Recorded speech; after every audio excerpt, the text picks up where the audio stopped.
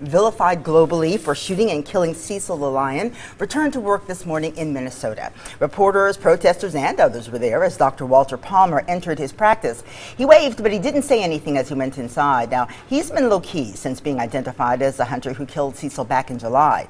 Zimbabwean officials say they want Palmer extradited back to their country to face charges. Now, opinions were mixed on his return to work. Should protesters just leave the dentist alone? What do you guys think?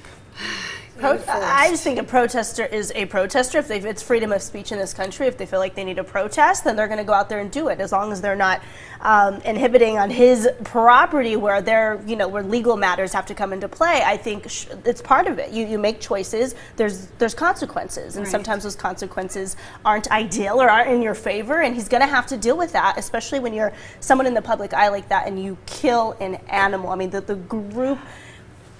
Go ahead, Ricky. All right, now see, You're on. And I'm an animal lover, but I think that what happens in America is we want to transpose our standards on every other part of the world, and that's not fair. If you looked at the news stories immediately after this, the Zimbabwean officials themselves initially were just like, what is the big deal? Right. Hunting animals is big business and it's big income for their country, and it's not against the law there. Now, in this case, of course, this particular lion was protected and was lured off of where he should have been, but lions are killed in these countries, in these African countries, all the time, and these are Americans who are paying big money to people to go and do this. Now, we don't like it. We don't even like anyone to, hit a dog hard. But across the world, there are different opinions and different ways of life that have to be honored. We can't sit here in this country and tell everybody else in the world what to do.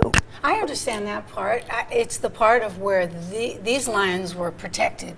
So it's like, when is the thrill enough? It's like they can't get satisfied. Why couldn't they stay and do what they were doing in the park? Point. But the majority of people don't agree with what happened. Of course, we're outraged, we're upset about the whole situation, but we should not probably interfere with his right to work and to interrupt that process. If you don't like it, then you can do whatever you want, but let him go into his office, let him work. He has a family to support, bills to pay just like everyone else, and if you don't like it, you take it up with your lawmaker in that town to change the laws. So you don't think it's right for protesters to be outside? But, they can do that, but leave him alone. They shouldn't throw things at him or anything like that, what they've done. He says his wife and his daughter are getting death threats. People need to stop doing that and stop threatening him, but there are other legal actions you can take, or actions to change the law. It's not illegal to do what I still feel very, very strongly that we in America, we're really good about this. We want to say, because we're doing it a certain way, everybody else in the world should do it our way, and I just don't think that's fair.